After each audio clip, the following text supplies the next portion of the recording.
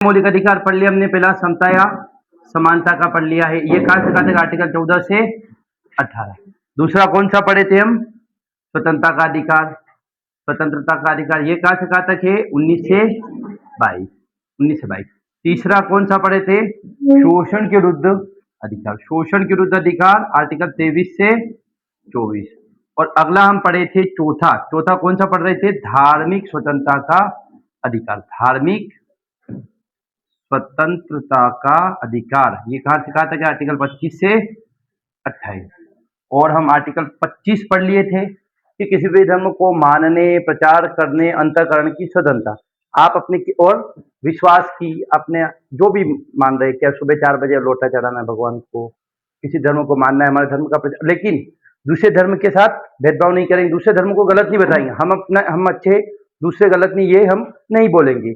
उसके बाद हम पढ़ना शुरू करेंगे आर्टिकल 26। अब आर्टिकल 26 लिखेंगे आप, आर्टिकल 26, धार्मिक कार्यों के प्रबंधन की स्वतंत्रता, वेरी वेरी मोस्ट टाइम की, धार्मिक कार्यों के प्रबंधन की स्वतंत्रता, प्रबंधन, इसका मतलब क्या होता है, आपके जो भी धार्मिक कार्य है, क्या है कि संस्था बनाना है, उसका ध्यान रखना है, मंदिर बनाना है, ट्रस्ट बनाना है, गौशाला बनाना है ना, धर्मशाला बनाना है, ये सब क्या है, आपको अधिकार है, आपके हिसाब से सरकार इंटरफेरेंस नहीं करेगी। जैसे स्कूल चलाना है कौन तय करता है, सरकार, लेकिन मंदिर चलाना है ये कौन तय करेगा, मंदिर का ट्रस्ट। और मंदिर ट्रस्ट मतलब जो धार्मिक संस्था है वो, तो क्या लिख रखा है, लोक व्यवस्था। अच्छा, आप कर रहे हो ये सब धार्मिक प्रबंधन, पर लोक व्यवस्था का उल्लंघन नहीं होना। लोक व्यवस्था मतलब आप मंदिर चला रहे हो, बोल रहे हो कि हम निचली जाति के लोगों को नहीं आने देंगे, महिलाओं को नहीं आने देंगे, इससे समाज में अराजकता फैल रही, लोक व्यवस्था, तो आप ऐसा प्रबंधन नहीं कर सकते। तो क्या लिख रखा है कि लोक व्यवस्था, सदाचार और स्वास्थ्य के अधीन रहते हुए आप ऐसा काम भी नहीं करो, बोल दिया कि सुबह 4 बजे उठ के नहाना है रोज ठंड में, तो मर जाएंगे बेचारे लोग आधे तो, है ना। या आपने ऐसा कुछ बता दिया कि वो अतरंगी काम है, उससे लोगों को स्वास्थ्य पे प्रभाव पड़ रहा है, या आपने ऐसी प्रसाद खिला दी जिससे लोग मर रहे, तो उसका सरकार इंटरफेरेंस कर सकती है।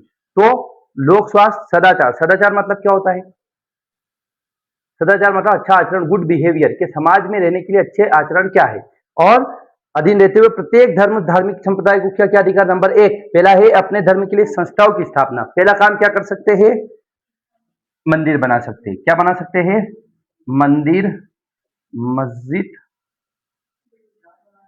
गुरुद्वारा और चर्च, ठीक, हाँ मुझे आता है, चर्च और चर्च, ठीक, मंदिर, मस्जिद, गुरुद्वारा है। मंदिर मस्जिद बैर कराती मिलाती है मधुशाला, सुना है मधुशाला, एक क्या है, एक कविता है ना, एक के मंदिर मस्जिद तो बैर कराते हैं, लेकिन मधुशाला लोगों को मिलाती है। दारू ठेके देखते हैं कि किस जाति का, किस धर्म, मधुशाला दारू ठेका, ओहो, मधुशाला मतलब दारू का, मधु मतलब क्या, मधु मतलब पीने वाला पदार्थ, शाला मतलब शाला, शाला स्कूल मतलब, अच्छा, अच्छे भाषा में बोला गया है वो। तो उसमें एक लाइन ही, उस मधुशाला जो है ना, किसकी है ये, अमिताभ बच्चन के पापा की, हरिवंश राय बच्चन, है ना। उसमें लिख रखा है, इस पार प्रिय मैं हूं तुम है, मधु है उस पार न जाने क्या होगा। तो मेरे दोस्त ने क्या बोला, उस पार था पप्पा भूत नहीं डूबा है। ठीक, हाँ, तो ये है।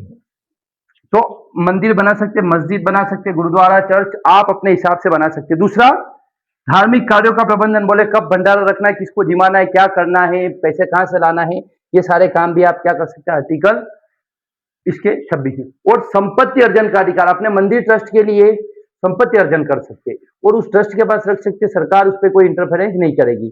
और लास्ट है आपका और स्वामित्व रखने का, तो पहला मंदिर मस्जिद बना सकते हैं, दूसरा क्या है, कार्यों का प्रबंधन कर सकते हैं, कार्यों का प्रबंधन।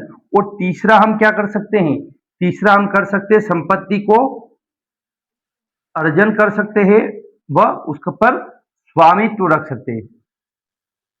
स्वामित्व, स्वामित्व का मतलब क्या होता है, उस पर हमारा अधिकार रख सकते हैं हम। स्वामी मतलब क्या होता है,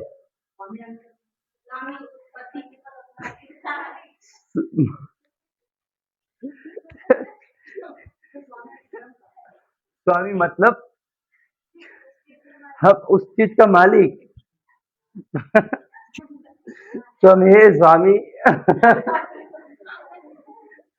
हाँ, नहीं जो स्वामी पति परमेश्वर इनसे पूछो स्वामी है कि पति परमेश्वर है क्या है, अगला है आपके। हाँ, और इन सभी संपत्तियों का विधि के अनुसार संचालन होगा। अब आर्टिकल, मैं खुद का स्वामी हूँ, आर्टिकल 27, आर्टिकल 27। अब 27 में क्या देखो, 25 में 25 में था किसी भी धर्म को मानने, प्रचार करने, आचरण करने। 26 में धार्मिक कार्यों का प्रबंधन, जो आपने देखा होगा ना सावड़ा जी पे सब वो सावड़ा जी मंदिर ट्रस्ट करता है, बड़े बड़े मंदिर जेवीएल मंदिर यहाँ ट्रस्ट वाले करते हैं, बोले 11 बजे बंद हो जाता है, 4 बजे चालू हो जाता है।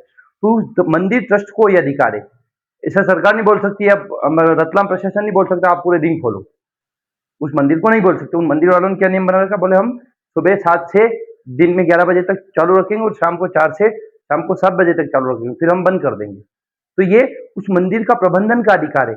और अब है आर्टिकल 27। 27 में किसी विशेष धर्म की अवधि कुल मिला के सरकार सरकार धर्म के नाम पर टैक्स नहीं लगा सकती, सीधी सी बात ये, धर्म के नाम पर टैक्स नहीं लगा सकती, के नाम पर टैक्स, इसका मतलब समझ गए आप। जैसे सरकार ने टैक्स लगा दिया, बोले एजुकेशन टैक्स है, या आरटीआई भरते हैं, है ना, इनकम टैक्स रिटर्न, आपके पास जितना पैसा रहा उसका कुछ टैक्स देना पड़ता है। तो वो टैक्स क्यों, बोले हम समाज में भला करेंगे, लोगों को सुविधाएं देंगे, आपको सरकारी सुविधाएं देंगे, रेल देंगे, इसलिए सरकार हमारे ऊपर टैक्स लगाती है। या हमारे ऊपर टैक्स क्या लगाता है, टैक्स नहीं लगती क्या बहुत सारे, इसका लगता है पानी का टैक्स लग रहा है, आपका रेंट का टैक्स लग रहा है, घर खरीदे वो टैक्स लग रहा है, जमीन खरीदने का, जमीन बेचने का, ये सब टैक्स। लेकिन सरकार ऐसा नहीं बोल सकती कि हम कल से राम मंदिर बना रहे तो आपको सबको 500 रुपए टैक्स देना पड़ेगा, आपकी जितनी भी कम है उस पर 500 रुपए हर महीना राम मंदिर निर्माण के लिए टैक्स, या हम जामा मस्जिद बना रहे उसके निर्माण के लिए टैक्स देगी। कुल मिला के सरकार आपके ऊपर टैक्स नहीं लगा सकती, सीधी सी बात है।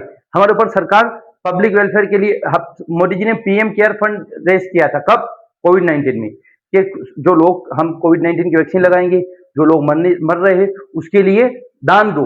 तो लोगों ने क्या करा, किसी ने 100 रुपए, किसी ने 10 रुपए, किसी ने 20 रुपए, तो सरकार ने रिक्वेस्ट करी। ऐसे किसी धर्म को बढ़ाने के लिए सरकार रिक्वेस्ट नहीं कर सकती। तो बोले बोले राम मंदिर के लिए दान दिया, वो तो मंदिर ट्रस्ट ने बोला था कि आप दान दो, टैक्स नहीं लगाए थे सर ने, वो दान आप दान अपने मन से देते हैं, और टैक्स आपको देना ही है। टैक्स तो मैंडेटरी, टैक्स नहीं भरोगे तो जमानते, समझो, जनता का पैसा और किसका होता है? तो आर्टिकल 27 में सरकार आपके ऊपर टैक्स नहीं लगाएगी, सरकार शुल्क, अच्छा दो चीजें होती है, एक तो होता है टैक्स, एक तो होता है शुल्क, एक होता है टैक्स और एक होता है सेस। क्या होता है, एक तो टैक्स और एक होता है सेस, एक कर और शुल्क।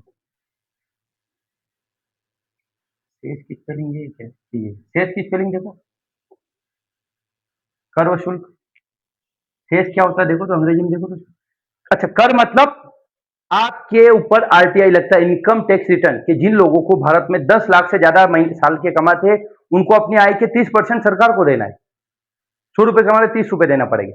अगर 10 लाख से ज्यादा कमा रहे हो, 10 लाख से कम तो नहीं देना पड़ेगा। यूं लिखो, शुल्क को अंग्रेजी में क्या बोलते हैं, वो सेस होता है। हाँ, तो टैक्स और चार्ज ये लिख सकते हैं, सेस भी बोलते हैं इसको। अच्छा, तो ये क्या, ये फिक्स है कि आपको पैसे देना ही है सरकार को।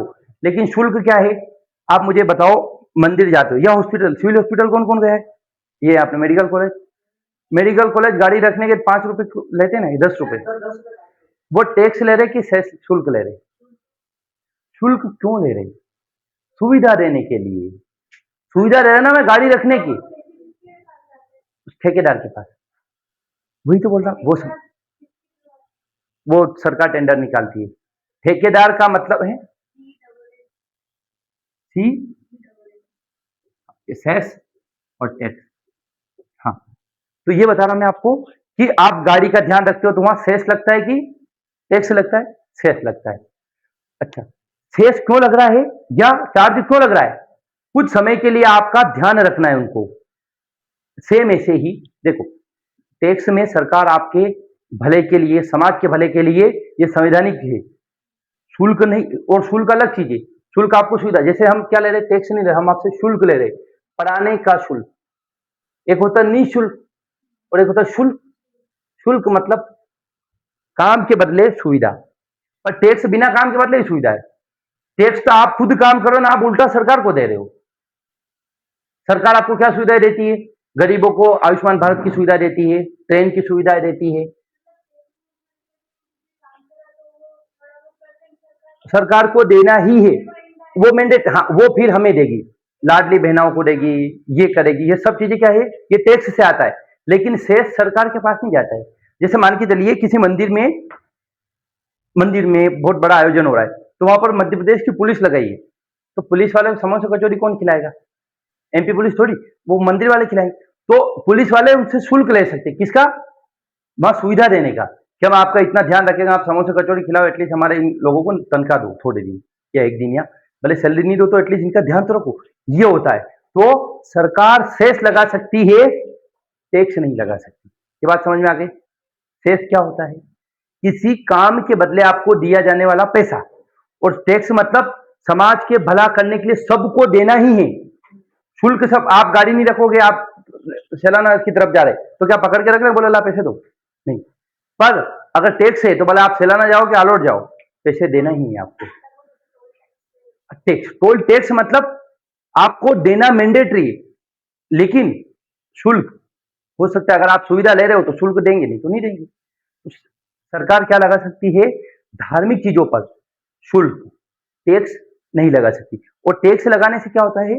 टैक्स सभी लोगों पे लगता है, हिंदू मुस्लिम कोई भी हो, और उस टैक्स का पैसा सभी लोगों के बढ़ता है। क्या सरकार ने लाडली बहना योजना सिर्फ हिंदुओं के लिए चलाई? सभी के लिए चलाई ना, तो उससे भला सबका होता है। जैसे आयुष्मान भारत क्या है, हिंदुओं के लिए, सबके लिए है ना, सरकारी हॉस्पिटल एक धर्म के लिए नहीं होता, सबके लिए। तो टैक्स का पैसा समाज के भला करने के लिए सरकार देती, और समाज का भला करने के लिए पुलिस है। पुलिस है ना, पुलिस क्या करती है? ध्यान रखती है हमारा कि लड़ाई झगड़े दंगे नहीं हो जाए, तो पुलिस को तनख्वाह कहां से देगी? सरकार टैक्स से देगी। ठीक, ये होता है। तो ये होता है, तो क्या है, किसी विशिष्ट धर्म की अभिवृद्धि के लिए करों को या पेमेंट के बारे में स्वतंत्रता। तो क्या लिखा है कि इस अनुच्छेद के अनुसार किसी भी व्यक्ति को ऐसा कर देने के लिए बाध्य नहीं किया। टैक्स क्या है? बाध्यता है, टैक्स भरना ही है, नहीं तो आपको धुआं निकल जाएगा, है ना। जबकि जिसकी आय किसी विशेष धर्म या धार्मिक संप्रदाय की वृद्धि में व्यय किया जाता है। मतलब अगर आप पैसा, ऐसा पैसा सरकार नहीं लगा सकती जबरदस्ती कि आप उस पैसे से समाज का भला हो, सॉरी उस मंदिर का भला हो। जैसे सरकार ने कल से एक रूल बना दिया कि जितने भी लोग कमा रहे महीने के कम से कम 10,000, उनको 100 रुपए हर महीने राम मंदिर के लिए दान देना है। ये टैक्स है आपका। तो ये नहीं, पर अगर राम मंदिर जा रहे हो, आपने आपकी चप्पल ले रहे हो, चप्पल के बैग में रख रहे हो, तो 5 रुपए लेंगे वो चप्पल रखने वाले, तो वो शुल्क है ना? और आपकी गाड़ी रखने के पैसे लेंगे, बोलो वो तो टैक्स ले रहे, टैक्स नहीं ले रहे, वो शुल्क ले रहे, क्योंकि वो आपको, हाँ वो सुविधा दे रहे हैं। आपको सुविधा देने के लिए शुल्क लगता है। सरकार भी आपको सुविधा दे रही है, लेकिन सरकार समाज के भले के लिए, और ये मंदिर तो सिर्फ अपना ना देखता है ना, इसलिए। तो बड़े बड़े लोग क्या करते हैं पता है? बड़े बड़े लोग मंदिर में ठेके लेते हैं, उनके ऊपर टैक्स नहीं लगता ना। चलो अब अगला देखेंगे।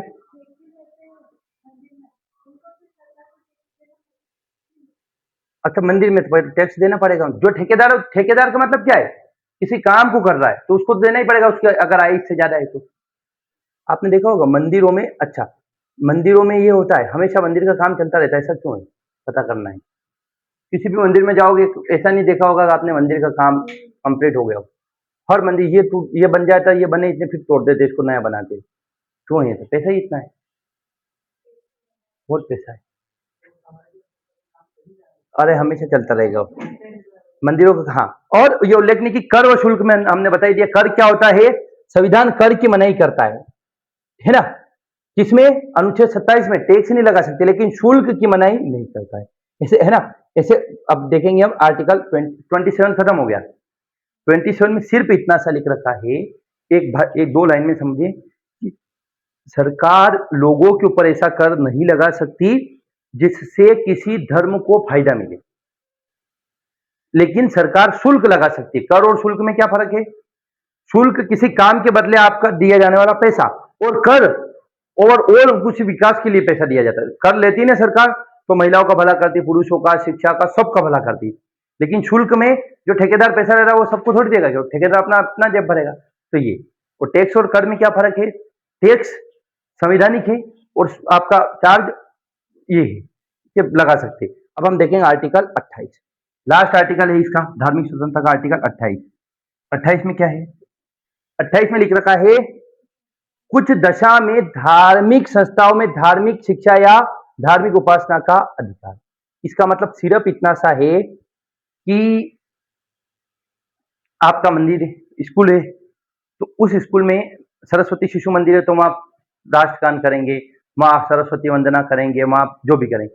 अगर आपका सेंट थॉमस है तो वहां जीसस की प्रार्थना करेंगे, तो वो अधिकार दे गए। आपका मुस्लिम वो मदरसा है तो आपके वहां अल्लाह की वो करेंगे, तो ये अधिकार दे गए। क्या लिख रखा है उन शिक्षण संस्थाओं में? अच्छा, और केवल जो धार्मिक संस्था है ना उनमें ही धार्मिक शिक्षा दी जाएगी।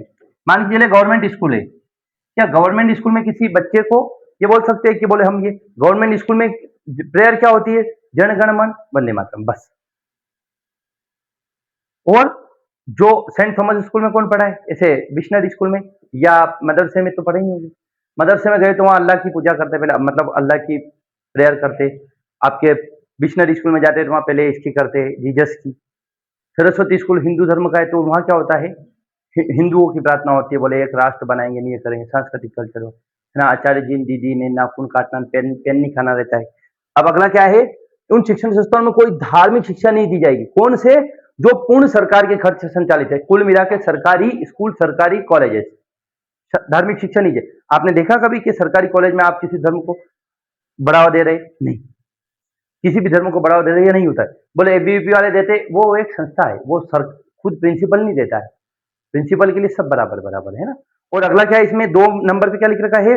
वे शैक्षणिक संस्थान। अच्छा, अब वे शैक्षणिक संस्थान जो न्यास या ट्रस्ट, न्यास या ट्रस्ट का मतलब क्या होता है? मुसलमानों का स्कूल शैक्षणिक संस्थान कौन सा है? मदरसा। यहूदियों का कौन सा है? Saint Thomas, saint Peter, saint फलाना, सेंट जेवियर, सेंट ये वो है ना, ये चर्च द्वारा संचालित स्कूल है। तो उन स्कूलों में जो सरकार द्वारा मान्यता प्राप्त है वो बिना मान्यता से नहीं चल सकते, पर किसी ट्रस्ट द्वारा चल रहे। ट्रस्ट का मतलब क्या होता है? डोनेशन है ना, डोनेशन। प्राइवेट स्कूल अलग होता है। डोनेशन मतलब एक संस्था है, जैसे आपका ये जेवीएल मंदिर है ना, किसका एक संस्था, इसका आसाराम का है ना, तो वो एक पूरा ट्रस्ट चलता है पूरे देश में। तो उस ट्रस्ट का में अब आसाराम बापू की यहाँ पर पूजा हो सकती है। क्यों हो सकती है? क्यों? क्योंकि वो ट्रस्ट द्वारा संचालित है। सेम ये लिख रहा है कोई स्कूल, ये लिख रहा है क्या है कि वे शैक्षणिक संस्थान जो ऐसे न्यास, न्यास मतलब होता है ट्रस्ट द्वारा स्थापित की गए हैं, जिसके अनुसार उस संस्थान में धार्मिक शिक्षा देना अनिवार्य है। तो ऐसे धार्मिक शिक्षा यहाँ पर, तो इसमें धार्मिक शिक्षा दी जा सकती है, भले उस संस्थान का प्रशासन राज्य करता हो। मतलब अगर कोई स्कूल न्यास द्वारा बनाए, न्यास द्वारा कोई कॉलेज बनाए, तो वहां पर धार्मिक शिक्षा देने का उपाय है, वहां दे सकते हैं आप। पर जो सरकारी स्कूल है वहां पर धार्मिक शिक्षा नहीं दे सकती। मदरसे में क्या होता है? मदरसे में मुस्लिम धर्म की शिक्षा दी जाती है। और आप सेंट थॉमस में भी आपको अंग्रेजी बोली जाती है, हिंदी बोलोगे आपके ऊपर फाइन लग जाएगा, अंग्रेज बनाएंगे आपको, है ना। और हिंदी को प्रमोट किया जाता है सरस्वती स्कूल में, और किसी को प्रमोट नहीं किया जाता सरकारी स्कूल में, है ना। और राज्य से मान्यता प्राप्त या नहीं, ये प्राइवेट स्कूल में। हाँ, क्या है? किसका? मदरसा, चर्च द्वारा संचालित स्कूल, ये। और तीसरा पॉइंट क्या है? हमने आर्टिकल 28 में क्या है? आर्टिकल 28 का मेन पॉइंट क्या है आपका? कि धार्मिक स्वतंत्रता, शिक्षण संस्थानों की स्वतंत्रता। इसमें पहला क्या देखा था हमने? 28 में पहला क्या था आपका? पहला पॉइंट क्या था? ये गवर्नमेंट स्कूल में शिक्षा नहीं दी जाएगी। कौन सी? धर्म की। नंबर 2, शिक्षा दी जा सकती कहां पर? ट्रस्ट में। और अगला है आपका 3, private colleges, private institution. Private institution जैसे आपका योगेंद्र सागर स्कूल कॉलेज हो गया, रॉयल कॉलेज हो गया, ये क्या है? सरकारी मान्यता प्राप्त प्राइवेट इंस्टीट्यूशन। विक्रम यूनिवर्सिटी से एफिलेटेड है, लेकिन इसकी फीस लगती है, पैसा लगता है, उनका टाइमिंग क्या है, सब कौन तय करता है? कॉलेज वाले। ऐसे कॉलेजेस में, ऐसे स्कूल्स में, सरकारी स्कूल में, ये सॉरी प्राइवेट स्कूल में, आपके ऊपर बाध्यता नहीं लगाई जा सकती। किसकी? कि आप प्रेयर में शामिल हो। जैसे मान के चले प्रिंसिपल कौन है? यहूदी हो, क्रिश्चियन हो गया, तो बोले जीसस की प्रार्थना करा रोज सुबह। बच्चा चाहे तो कर सकता है, नहीं चाहे तो नहीं कर सकता, उसको बाध्य नहीं बना सकता तुझे प्रार्थना में आना ही है। अगर ऐसा कर रहा है तो आर्टिकल 28 का उल्लंघन होगा।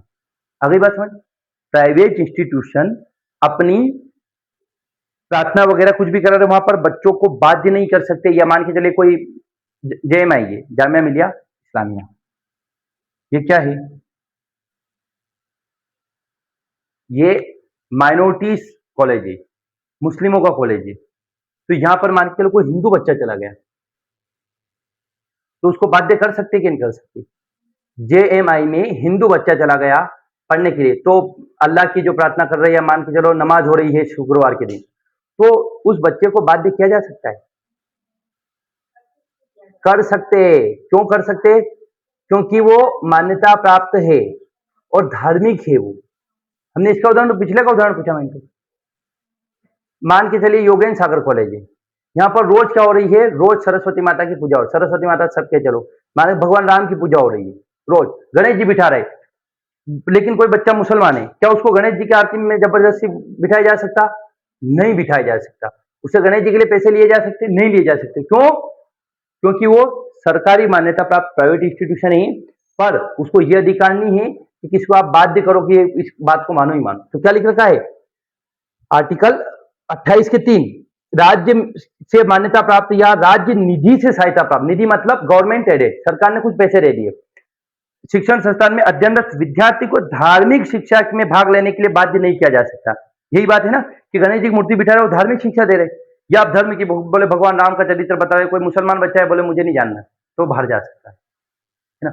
और धार्मिक शिक्षा के लिए बाध्य नहीं किया जा सकता, भले ही वो संस्था राज्य प्रशासन, मतलब क्या हो, यदि विद्यार्थी अवयस्क है तो उसके संरक्षण, हाँ, पर अगर विद्यार्थी छोटा बच्चा है, स्कूल है, तो उसका संरक्षण को स्कूल में उस बच्चे को तो कुछ भी सिखा देंगे आप, तो उसके माँ बाप से अनुमति लेनी पड़ेगी कि क्या इस बच्चे को हम इसमें गणेश जी की मूर्ति माने दे। अगर मुसलमान माँ बाप है तो उस बच्चे के माँ बाप को पूछेंगे, छोटा सा बच्चा इतना टिंगू सा, अब उसको धार्मिक शिक्षा का क्या पता रहेगा कि अल्लाह क्या होता है, गणेश जी क्या होते हैं। तो स्कूल वाले ने उसको समझा दिया, बोले ये अल्लाह है ना, तेरे मम्मी बैठे रहते ना तो खराब है, तो मम्मी बोले मम्मी आप तो खराब काम कर रहे हो, गलत चीजें हो जाएगी ना, उस पर गलत संस्कार मिल जाएंगे, तो माँ बाप से परमिशन लेनी पड़ेगी, किसको? स्कूल वाले को, कि क्या हम गणेश जी बिठा रहे हैं आपके बच्चों को माने दे। माँ बाप अगर बोल रहे हैं आने दो, तो ये लिख रखा है, इतना कितना फॉलो होता है ये मुझे नहीं पता है ना। इसमें क्या होता है, क्रिश्चियन स्कूल में जो हिंदू जाते होंगे उसको बेचारे को कॉम्प्रोमाइज करना है, और जो हिंदू स्कूल में जो मुसलमान जाते होंगे उनको कॉम्प्रोमाइज करना है, खत्म बात है ना। तो ये हो गया आपका आर्टिकल 28 खत्म। 25 से 28 धार्मिक स्वतंत्रता का अधिकार।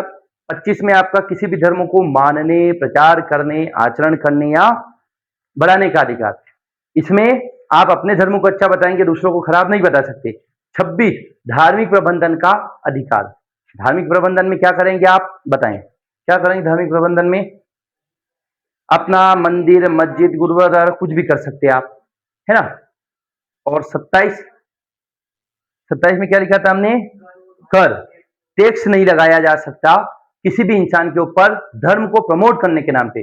और 28 में हमने देखा था कि जो धार्मिक संस्थाएं है या ऐसी संस्थाएं जो प्राइवेट कॉलेजेस है, प्राइवेट स्कूल से, उनमें किसी बच्चे को बाध्य नहीं किया जा सकता कि आपको धार्मिक शिक्षा लेना ही है। वो बच्चा चाहे बोले नहीं, नहीं मैं तो गणेश जी के बारे में जानू, राम के बारे में जानू, कोई मुसलमान बच्चा बोले नहीं मुझे जानना है, तो 100% जान सकता है, उसको अधिकार है। ठीक, अब हम देखेंगे ये धार्मिक स्वतंत्रता का अधिकार आपका खत्म हो गया। अगला है आपका शिक्षा व संस्कृति का अधिकार। क्या है? शिक्षा व संस्कृति का अधिकार। 29-30 आर्टिकल 1930। ठीक, शिक्षा व संस्कृति का अधिकार। चौथा कौन सा मौलिक अधिकार है? शिक्षा व संस्कृति का अधिकार। शिक्षा व संस्कृति का अधिकार। संस्कृति का बहुत नाम आता है, यामिनी का नहीं आता। 29 से 30 ब्रैकेट में लिखो, अल्पसंख्यकों के हितों का संरक्षण। अल्पसंख्यकों के हितों का संरक्षण। अल्पसंख्यकों के हितों का संरक्षण। भारत में कितने अल्पसंख्यक समुदाय हैं? बहुत गलत जानकारी आपके पास। 6 हिंदू, सॉरी हिंदू मुस्लिम सिख, मुस्लिम, सिख, जैन, बौद्ध, पारसी और क्रिश्चियन। क्रिश्चियन, क्रिश्चियन को क्या बोलते हैं? यहूदी बोलते हैं। जो क्रिश्चियन होते हैं ना वही यहूदी होते हैं। ये यूजीसी नेट में, एमपी सेट में आया हुआ है कि भारत में अल्पसंख्यक समुदाय को पहचानी है कि विच of the following is not a minority community. तो हिंदू, मुस्लिम, सिख, ईसाई, और बोलो हाँ ये हिंदू क्या है? मेजोरिटी, 90% से भी ज्यादा हिंदू है ना देश में। ठीक, तो अब हम क्या देखेंगे? आर्टिकल क्या ईसाई तो बहुत कम है, मतलब बहुत कम है, एक आध। ईसाई और क्रिश्चियन और यहूदी एक ही होता है। ईसाई, क्रिश्चियन और यहूदी एक ही है। ठीक है, हाँ लिखिए आप। एक तो देखो अल्पसंख्यक कौन से? मुस्लिम, जैन, सिख, बौद्ध, पारसी, क्रिश्चियन। 1 2 3 4 5 ये 6। बोले बोरा, बोरा तो मुसलमान में ही आते हैं ना, जो बोरा कम्युनिटी है मुसलमान, वो नमाज वगैरह करते तो है ना, उसमें ही कंसिडर करते हैं उनको। ठीक, थोड़ा सा अलग रहता है पर कल्चर एक ही है। जैसे अपने हिंदुओं में अलग अलग जातियां हैं ना, ऐसे बोलते हैं ना।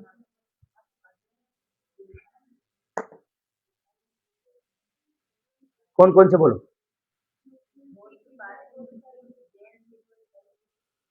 बौद्ध, पारसी, मुस्लिम, जैन हमारे यहाँ पर लगभग 4 से 5 लाख है पूरे देश में। लेकिन लेकिन जैन के पास इतना पैसा है कि जितना, बहुत पैसा है ना। बोल रहे वाणिया बुद्धि, वाणिया बुद्धि देते हैं उनके पास, है ना। हाँ, अब भारत में शिक्षा और संस्कृति का अधिकार क्यों दिया गया है? क्योंकि भारत क्या है? अनेकता में एकता है, यूनिटी इन डाइवर्सिटी। इतने लोग हैं, अब इतने लोग हैं, मान के चलिए यहाँ 6 लड़कियां हैं, 1 लड़का है, तो हमने बोला कि क्या बनाएंगे? बोल दिया सर फ्राई मोमोस। लड़के का मन हो रहा सर बकरा, तो किसकी चलेगी? मोमोज की। क्यों? क्योंकि भारत में क्या है? मूर्खों का शासन, मतलब लोकतंत्र। ठीक, कोई बात नहीं, मूर्खों का शासन नहीं है। हाँ, तो मोरा की हाँ, मैगी ऑप्शन होता, मनीष जी बोले पेट दुखे मैगी थी यार, है ना। तो चलती किसकी? लड़की। और हमने क्या नियम बना दिया कि देखो एक लड़का बोलेगा उसकी बात पे भी ध्यान दिया जाएगा, या उनके लिए अलग से मैगी बना दी जाएगी, या जो, हाँ उनके लिए बकरा खाएंगे तो बकरा बना दिया जाएगा। ये है। तो अल्पसंख्यक हमारे यहाँ पर हिंदू ज्यादा है, फिर भी हमारे यहाँ पर अधिकांश स्कीम्स हिंदुओं पर सेंट्रिक होती है। कोई भी काम हिंदू सेंट्रिक होता है क्योंकि वोट बैंक हिंदू है। फिर भी हमारे देश में मुस्लिम रहते हैं, ये सारे लोग क्यों रह रहे हैं? क्योंकि हमने आर्टिकल 25 दिया है, 26, 27, 28 दिया है, 29, 30 दिया है। इससे क्या होता है? वो अपने बाप को बचा सकते हैं। अब मान के चलो कोई मुसलमानों का एक भी मस्जिद नहीं है, लोगों ने क्या करा? हिंदुओं ने सब तोड़ दी, तो समस्या हो जाएगी ना। तो हमने क्या करा? धार्मिक प्रबंधन का अधिकार दे दिया कि आप मंदिर बनाओ, मस्जिद बनाओ, अपने हिसाब से मैनेज करो उसको। राज्य सरकार, अगर ऐसा होता कि मंदिर वगैरह और स्कूल, ये जो मंदिर मस्जिद सब सरकारी प्राप्त सहायता से प्राप्त चलेगी तभी होगा, तो क्या भारत सरकार देती मुसलमानों को भी जिस प्रकार से सरकार की टेंडेंसी? नहीं देती। तो हमने धार्मिक अल्पसंख्यकों को अलग ही अधिकार दे दिए। सेम ऐसे ही भारत में अधिकांश बोली जाती है कौन सी? हमारे उत्तर भारत में हिंदी, नीचे अलग बोली जाती है। तो हमने क्या करा? एक 2 लैंग्वेज बना दी, एक तो अंग्रेजी सबके लिए और एक हिंदी। हिंदी औपचारिक भाषा और इंग्लिश भी औपचारिक भाषा। भारत की राष्ट्रभाषा कौन सी है? कोई नहीं। भारत की राजभाषा हिंदी और अंग्रेजी। हिंदी है मतलब राष्ट्रभाषा, जरूरी था है। राष्ट्रभाषा मतलब पूरे देश में एक भाषा बोली जाती है और सारे काम केवल उस भाषा में। लेकिन भारत में तो अंग्रेजी भी बहुत है, तमिल बोलते, तेलुगु बोलते। तो हमने राजभाषा अपनाया कि देखो जो गवर्नमेंट के काम होंगे ना अंग्रेजी में तो होंगे, लेकिन वो सरकारी में हिंदी में भी होंगे। आप देखा होगा कि जो भी केस वगैरह आते हैं, जो भी एग्जाम होती है, हिंदी और अंग्रेजी दोनों में होती है। ठीक, देश में। अब हम अगला देखेंगे कि 29-30 में क्या है? शिक्षा और संस्कृति का अधिकार किससे? अल्पसंख्यक। क्या लिख रखा है कि भारत की सांस्कृतिक अनेकता के कारण संविधान निर्माता द्वारा क्या लिखा? भारत के नागरिकों को संस्कृति और शिक्षा संबंधी प्रदान किया ताकि बहुमत की निरंकुशता, है ना। बहुमत की निरंकुशता मतलब मूर्खों का शासन, ज्यादा लोग हो गए और एक छोटे को दबा देंगे। मान के चलिए कि हम एक कार में बैठे, अब एक कार में 4 के कान में समस्या है थोड़ी, चारों थोड़े बहरे हैं और एक है तेज तर्रार। अब गाड़ी कौन चला रहा है? एक बहरा व्यक्ति चला, फुल आवाज में गाना चला रहा है और बेचारा वो बोल रहा है अरे यार मत करो यार, ये ऐसे मेरे दिक्कत हो रही। बोले इतना तो कम आवाज आ रही है ना, गलत कौन? वो चारों है ना। सेम ऐसे एक कहानी चलती है कि एक जगह एक व्यक्ति फंस गया बेचारा, दिखने वाला, और वहां पर राजा भी अंधा, सारे लोग अंधे। तो एक व्यक्ति गया, बोले कहाँ? बोले यार आप लोग क्या घूम रहे हैं, मुझे दिख रहा है। उन्होंने पागल आ गया, चलो इसको लो। फिर वो कहाँ ले गए? न्यायपालिका में ले गए, छोटी न्यायपालिका में, डिस्ट्रिक्ट कोर्ट में ले गए। डिस्ट्रिक्ट कोर्ट में क्या बोला कि बोले हाँ क्या दिक्कत है इनकी, कि मुझे बोले जज साहब मुझे दिख रहा है कि आप क्या कर रहे हो। और बोले ये तो ये पागल, इसको हाई कोर्ट में भेजो, क्योंकि वो भी अंधा, हाई कोर्ट साहब भी अंधे। फिर हाई कोर्ट में गए, बोले बोले क्या दिक्कत है इनकी। बोले सर इनके बोल रहे इनको दिखता है। बोले क्या दिक्कत है? कि मुझे दिख रहा है। बोले पागल है तो सुप्रीम कोर्ट भेजो। तो बड़े जज के पास ले गए, उन्होंने बोला कि नहीं नहीं इसको जेल में डालो, ये गलत बातें बोलता है, समाज को भ्रमित करता है। अब बेचारा ये गलत था कि वो सब गलत, वो सारे अंधे थे, उसको दिख रहा था। सेम ऐसे ही भारत में लोकतंत्र है, लोकतंत्र में बहुमत की चलती है। तो बेचारे जो कम लोग हैं, जो अकेला व्यक्ति जिसको दिख रहा था वो गलत तो था नहीं, तो जो कम लोग हैं उनकी भी तो अपनी कहने का होना चाहिए। इसलिए हमने ये 29 दिया है। तो देखेंगे आप क्या है, अल्पसंख्यकों के अधिकारों को सुरक्षित किया जा सके। अब आर्टिकल 19 29 में क्या लिख रखा है? आर्टिकल 29, आर्टिकल 29 में है अल्पसंख्यक वर्गों के हितों का संरक्षण। अल्पसंख्यक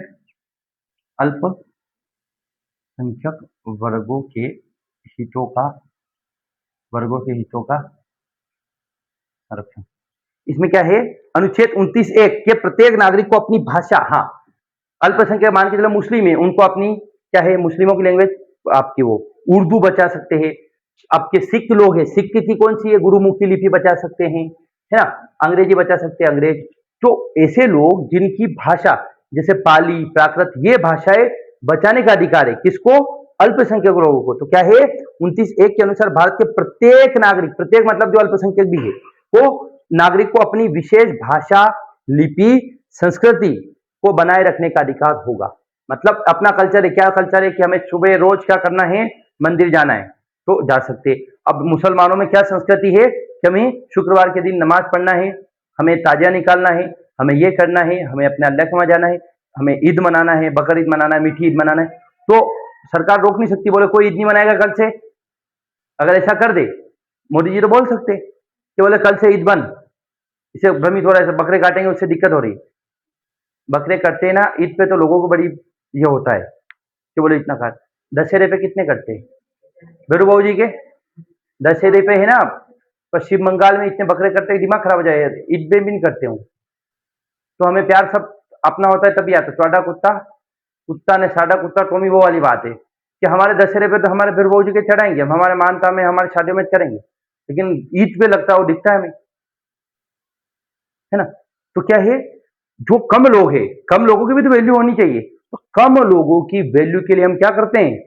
उनको अधिकार दे दिए कि आप अपनी संस्कृति बचाए, भाषा बचाए और अपनी कल्चर बचाएं, है ना। इसमें कल्चर वही होता है। लिपि बचा सकते, गुरुमुखी लिपि। गुरुमुखी लिपि किसमें? सिखों में। जो पंजाबी लिखते हैं ना, पीछे से लिखते हैं पंजाबी, देखा होगा आपने, तो वो गुरुमुखी, हाँ पंजाबी ऐसे लिखी जाती है, ठीक। और क्या है, यह अधिकार केवल उन नागरिकों को प्रदान किया गया है जो भाषा, लिपि या संस्कृति की दृष्टि से अल्पसंख्यक है। Very very most IMP. अल्पसंख्यक का मतलब क्या होता है? जिनकी संख्या बहुत कम हो। तो जो भाषा के आधार पर कम हो, जैसे हिंदी, क्या हिंदी अल्पसंख्यक है क्या? नहीं। क्या अंग्रेजी अल्पसंख्यक है क्या? नहीं। अल्पसंख्यक तो मतलब पंजाबी। अब पंजाबी यहां जानते हैं क्या हम? उर्दू, उर्दू में हम बात करते हैं क्या? फारसी जानते क्या? नहीं जानते। तो उनको ध्यान रखने का है, क्योंकि भाषा और संस्कृति और ये बहुत अर्जित चीजें होती है ना। संस्कृति एक दिन में बन जाती है क्या? कल्चर बनने में कितना समय लगता है कि लड़के शर्ट पहनेंगे, पजामा पहनेंगे, महिलाएं ये सूट पहनेंगी, ये हजारों सालों में बन के आया होगा कि एक दिन में बना ही नहीं। हाँ, सिल के एक दिन में तैयार हो जाता है, लेकिन उस बनने की प्रक्रिया, बोले हम खाना ये खाएंगे, बोले सुबह शाम 3 टाइम खाना खाएंगे, बोले हम सुबह उठ के नाश्ता कर लेंगे, ये सब कल्चर बना है ना, समय लगा होगा। बोले कोचिंग में बैठेंगे लड़के अलग बैठेंगे, लड़के अलग बैठेंगे, ऐसे सीक्वेंस में बैठेंगे, यहाँ बोट रहेगा, यहाँ सर खड़े, ये एक बना होगा, अचानक तो बन नहीं गया। तो अल्पसंख्यकों की उन चीजों का ध्यान रखना है, क्योंकि खत्म होने से उनकी संस्कृति चली जाएगी तो फिर थोड़ी आना है। तो भाषा, संस्कृति, लिपि को बचाना है। और 29(2) क्या है? राज्य द्वारा पोषित या राजकीय सहायता संचालित किसी भी शिक्षण संस्थान में प्रवेश। हाँ, सरकारी स्कूल, सरकारी कॉलेज या प्राइवेट स्कूल, प्राइवेट कॉलेज किसी व्यक्ति को इस आधार पर एडमिशन देने से मना नहीं कर सकता कि आप ये भाषा बोलते हो हम इसलिए आपको एडमिशन नहीं देंगे, या आप ये लैंग्वेज बोलते हो इसलिए नहीं देंगे, या आप ये संस्कृति इसलिए नहीं पहनते, या आप बुर्खा पहन के आते हो इसलिए हम आपको कॉलेज नहीं आने देंगे। भाषा, संस्कृति, या बोले आपकी लिपि है इसलिए हम कॉलेज नहीं आने देंगे।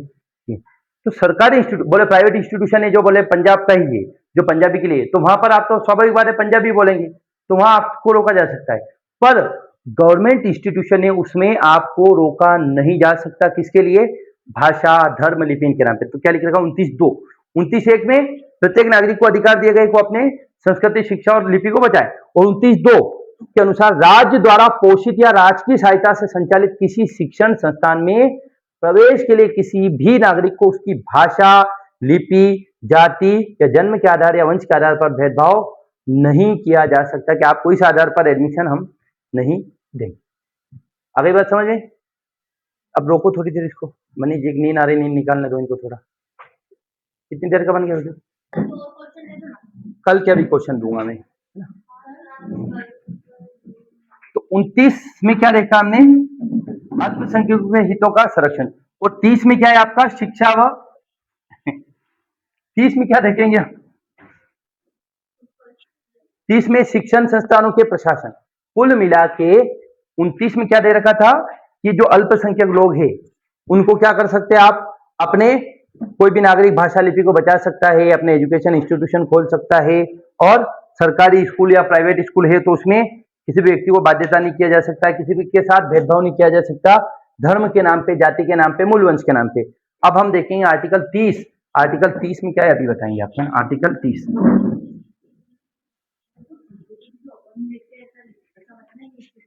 आर्टिकल 30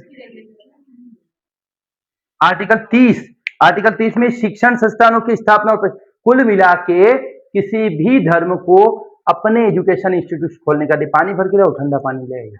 किसी भी धर्म को अपने एजुकेशनल इंस्टीट्यूट, मतलब मुसलमान है तो अभी लाए, मुसलमान है तो मदरसा, हिंदू है तो सरस्वती, और ये सब ऐसा सरस्वती स्कूल ये खोल सकते हैं ना। हाँ, तो क्या है कि 30(1) शिक्षा संबंधी संस्थानों की स्थापना प्रशासन करने का अधिकार है ना।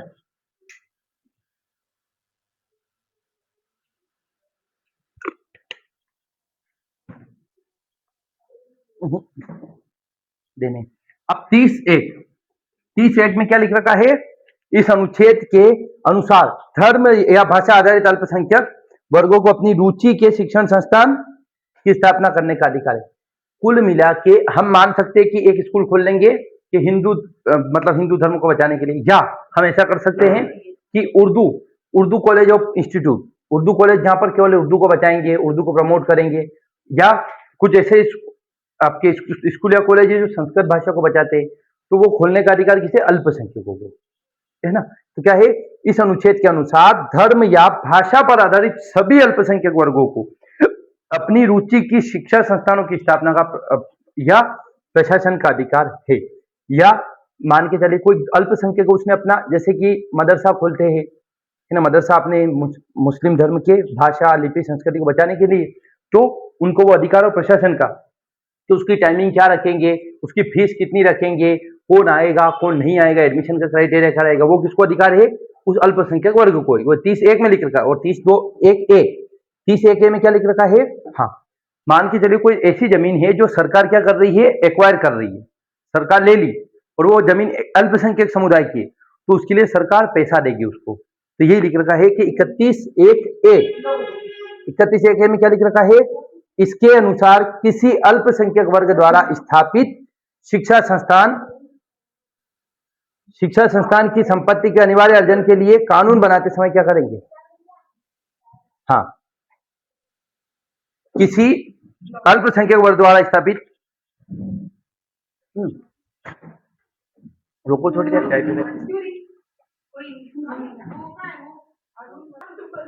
तो 31(1) में क्या है? 31(1) के अनुसार अल्पसंख्यक वर्ग द्वारा स्थापित शिक्षा, कुल मिला के अगर कोई इंस्टीट्यूट ऐसा है जो माइनॉरिटीज का है और उसको सरकार ने ले लिया है, तो उसकी क्षतिपूर्ति देने का काम कौन है? सरकार का है ना। और इस खंड में दिए गए प्रत्यानुभार अधिकार निर्बंधित या निराकृत न हो जाए, है ना। कुल मिला के सरकार पैसा देगी किसके लिए? अगर सरकार ने अल्पसंख्यक वर्ग के किसी इंस्टीट्यूट को ले लिया है या उस जगह को ले लिया है, बस इतना सा है। और 31(2) में क्या है? शिक्षण संस्थानों को सहायता प्रदान देने में राज्य किसी धर्म या कुल मिला के सरकार जो है, सरकार क्या करता है? सहायता देती है। किसको? शिक्षण संस्थानों को। जैसे कॉलेजेस रहते हैं ना, यूजीसी, यूनिवर्सिटी ग्रांट कमीशन, जो बड़े बड़े जैसे पीएम एक्सीलेंस कॉलेज है ना, तो यहाँ 5 करोड़ रुपए मिले थे कि आपने अच्छा काम करा तो आपके कॉलेज का डेवलपमेंट करो। तो अगर सरकार पैसा दे रही है इंस्टीट्यूट को, कौन से इंस्टीट्यूट? या तो सरकारी हो सकते हैं या माइनॉरिटीज के हो सकते हैं। यही लिख रखा है कि शिक्षण संस्थानों को सहायता देने में राज्य किसी शिक्षा संस्थान के विरुद्ध इस आधार पर भेदभाव नहीं करेगा वह धर्म या भाषी। मतलब सरकारी कॉलेज को दे रहे, अगर मदरसे अच्छा काम करो तो मदरसों को भी सरकार उतना ही पैसे देगी। ये नहीं बोलेगी ये तो मदरसा है, ये तो अल्पसंख्यकों का है। तो शिक्षण संस्थानों को अगर कोई सरकार पैसा दे रही है, पढ़ोगे ना आप तो समझ आ जाएगा, है ना, समझने लायक कुछ नहीं इसमें, है ना। अच्छा, इससे क्या हो रहा है? इससे अल्पसंख्यकों को पैसे मिलेंगे तो उसका संरक्षण बचा रहेगा, उसकी अस्मिता बची रहेगी और उनको अपना प्रोटेक्शन भी रहेगा, क्योंकि बिना पैसे की चीजें तो चलती नहीं है। तो गवर्नमेंट एड देगी तो सरकार अगर एड देगी तभी तो संस्थान चल पाएंगे। टीचर को सैलरी कहां से दे? मदरसा खोल लिया, बच्चे गरीब आते हैं, पैसे नहीं देते, तो सरकार को तो पैसा देना पड़ेगा, है ना, ये चीजें। और अब ये जो शिक्षा और संस्कृति का अधिकार है ना, इससे लोग एक बात बोलते हैं कि इससे है ना राष्ट्र की एकता और अखंडता बिगड़ती है। क्या आपने बोल दिया कोई भी धर्म के लोग अपने इंस्टीट्यूट बना लो, तो इसमें जो एकीकृत एजुकेशन होना चाहिए या देश में प्रेम की भावना होनी चाहिए वो बिगड़ती है, कि अपने धर्म के प्रति कट्टरता आती है, ये भी बोलते लोग। तो क्या लिख रखा है? शिक्षा और संस्कृति संबंधी अधिकारों की यह कहकर आलोचना की जा रही है कि ये स्वतंत्रताएं, धर्मनिरपेक्षता, राष्ट्रीय एकता और जातियों के एकीकरण के लिए चुनौती सिद्ध हो सकती है। और सही बात है ये कि हमें अपने इंस्टीट्यूट से प्यार होगा तो दूसरे से नफरत होने लगेगी। और धर्म और समुदाय पर आधारित शिक्षा, यही बात है कि इससे क्या होगा कि संकीर्ण सोच हो जाएगी। मैंने बोल दिया हमारी अपनी कोचिंग अच्छी बाकी सब खराब है, तो आप धीरे धीरे नफरती बनने लगोगे, दूसरों को सबको बुरा मानने लगोगे। तो अगर मदरसे में जा रहे हो, अगर आप ऐसे सेंट जेवियर में जा रहे हो, ऐसे सरस्वती स्कूल में जा रहे हो, तो हो सकता है आप एक प्रकार की मेंटालिटी बन जाए। सरस्वती में जाएंगे तो मुसलमानों के प्रति आपकी घृणा रहेगी, अगर क्रिश्चियन स्कूल में जाएंगे तो दूसरे लोगों के प्रति घृणा रहेगी, अगर मुस्लिम स्कूल में जाएंगे तो दूसरे लोगों के प्रति घृणा रहेगी। तो ये सब क्या है? ये इन चीजों को पैदा करता है। कौन? अनुच्छेद 29 और 30 ये लिख रखा है कि धर्म और समुदाय पर अगर आधारित आप चीजें करोगे तो पूरा देश का एकीकरण बिगड़ सकता है। अब क्या लिख रखा है? 2-3 सिद्धांत चलते हैं, ये बता देते हैं आपको कि अनुच्छेद 29 में चल रहा है वीडियो, अल्पसंख्यक शब्द को अच्छा, वेरी वेरी मोस्ट टाइम, संस्कृति का मतलब क्या होता है? क्या है? अनुच्छेद 29 में संस्कृति शब्द को परिभाषित नहीं किया गया है। और संस्कृति की सामान्य परिभाषा क्या है? आपका रहना अंग्रेजी नहीं बताना, परिभाषा बताना। रहना खाना, जो आपके तौर तरीके रहने सहने की, यही है कि यदि संस्कृति शब्द का अर्थ सामाजिक, धार्मिक और नैतिक मूल्यों पर आधारित रूढ़ियों से लिया गया या तो लिया गया है। समझ नहीं आ रहा मेरे? हाँ, संस्कृति का मतलब क्या होता है कि आपके रहने का तरीका, आपके किसी भी धर्म को मानने का तरीका, आपके कौन से नैतिक मूल्य। अब नैतिक मूल्य क्या है कि लड़कियां धीरे बोलेगी क्योंकि लड़कियों को दूसरे घर जाना है, ये गलत बात है कि नहीं? क्यों दूसरे घर जाना? दूसरे घर जोर से नहीं बोल सकती क्या, है ना? तो यही लिख रखा है कि अगर उस सेंस में लिया गया, पुराने सेंस में, तो ये स्वतंत्रता के प्रतिगामी होगा, स्वतंत्रता का उल्टा पड़ सकता है संस्कृति का। तो हमने उस सेंस में नहीं लिया। इस संस्कृति का मतलब समय समय पर बताएंगे। तो क्या लिख रखा है? लेकिन भारत में विभिन्नता होने के साथ ये काम का नहीं है आपके। अब हम देखेंगे राज्य और धर्म में संबंध, ये भी काम का नहीं है, छोड़ो। ये हो गया आपका आर्टिकल 29-30। अब हम पढ़ेंगे वेरी वेरी मोस्ट टाइम पे आर्टिकल 32, सबसे इंपॉर्टेंट आर्टिकल है आर्टिकल 32। देखो एक बार हम आपको रिकेप करा देते आर्टिकल, देखो मौलिक अधिकार पूरा रिकेप करा देते। मौलिक अधिकारों को कहां से लिया गया है? अमेरिका से। मौलिक अधिकारों को कहां लिखा गया है? भाग 3 कहां? आर्टिकल 12 से 35। और भाग 3 को मैग्ना कार्टा कहा जाता है। और मौलिक अधिकारों का इतिहास अगर देखें तो दुनिया में पहली बार 1215 में क्या हुआ था? ब्रिटेन में अधिकार मिले थे, अधिकार पत्र किंग जॉन ने दिया था। उसके बाद 17वीं शताब्दी में जॉन लॉक ने लाइफ, लिबर्टी एंड प्रॉपर्टी बोला। फिर 1776 में अमेरिकी क्रांति हुई, वहां मौलिक अधिकारों की बात। 1790 में फ्रांसीसी क्रांति हुई, वहां मौलिक अधिकारों की बात। और 1948 में 10 दिसंबर 1948 में यूडीएचआर आया, संयुक्त राष्ट्र की घोषणा मौलिक अधिकारों पर, है ना, या universal declaration on human right. उसके बाद हम देखें उसके बाद भारत में कैसे कैसे हुआ इसका विकास, तो स्वराज विधेयक आया 1895, फिर कांग्रेस ने मांग करी 1895, उसके बाद कांग्रेस ने मांग करी, बहुत सारे बिल आए, और लास्ट में आता है कैबिनेट मिशन, और कैबिनेट मिशन ने दो चीजें बनाई, दो समितियां बनाई, एक मौलिक अधिकारों की अल्पसंख्यक समिति और एक परामर्श समिति। इन दोनों ने क्या रिकमेंड करा कि भारत में मौलिक अधिकार होने चाहिए, और इस मौलिक अधिकारों की समिति की सिफारिश पर भारत में बनाए मौलिक अधिकार। कितने? शुरुआत में 7 मौलिक अधिकार दिए गए। वो 7 कौन कौन से थे? समता, समानता, स्वतंत्रता और धार्मिक स्वतंत्रता, संपत्ति, ये सारे अधिकार थे। संपत्ति का भी था, आपका शिक्षा संस्कृति का था, शोषण के विरुद्ध था, ये संवैधानिक उपचारों का। लेकिन 44वें संशोधन 1974 में संपत्ति का अधिकार हटा दिया, तो वर्तमान में कितने मौलिक अधिकार बच जाते हैं? 6 मौलिक अधिकार में पहला मौलिक अधिकार था समता या समानता का अधिकार, 14 से 18। अच्छा, इससे पहले हमने देखा था आर्टिकल 12 से 35 में, तो 12 में राज्य की परिभाषा। अब राज्य में कौन शामिल होता है? राज्य में सरकारी संस्थाएं जैसे कि विधायिका, कार्यपालिका, न्यायपालिका राज्य में शामिल नहीं है, और पंचायती राज इंस्टीट्यूशन। और उसके बाद 13 में है 3-4 सिद्धांत चलते हैं, भावी परिवर्तन का सिद्धांत, अपरदन का सिद्धांत, आच्छादन का सिद्धांत, ये सब सिद्धांत। इसमें क्या होता है कि मौलिक अधिकार आगे से लागू होंगे, जो मौलिक अधिकारों से पहले जो चीजें थी वो खत्म हो जाएगी। ये सारी चीजें क्या रहती है आपकी मौलिक अधिकारों के बारे में देखी थी हमने। उसके बाद हम देखिए आर्टिकल 14 समता समानता, विधि के समक्ष समता। 14 में 2 सिद्धांत चलते हैं, विधि के समान समता और विधि के समक्ष समता। या है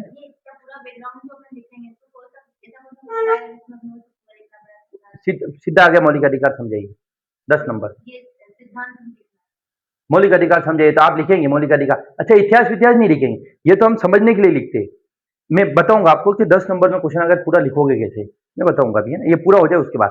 हाँ, तो अभी ये पूरा रिवाइज हो जाए उसके बाद बोलना है ना, डाउट हो तो लिख लो, डाउट इस बीच में। हाँ, तो आर्टिकल 14 समता समानता, इसमें 2 सिद्धांत चलते हैं, विधि के समक्ष समता, विधि के समान संरक्षण।